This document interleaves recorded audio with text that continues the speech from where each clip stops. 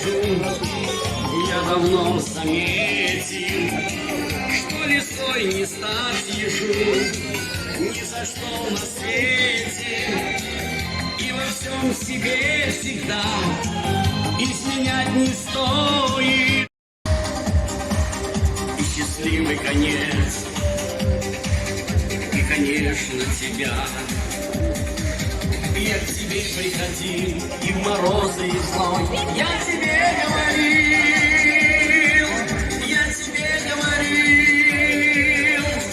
о любви неземной, что ты точно нужна, и на все я готов. Но тебе не нужна, не вылаживай только в интернет. но тебе не нужна неземная любовь, фантазер.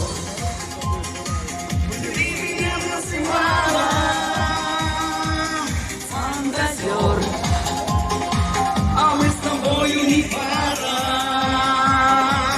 Ты умна, ты прекрасна, как фея. Ну, а я люблю все сильнее.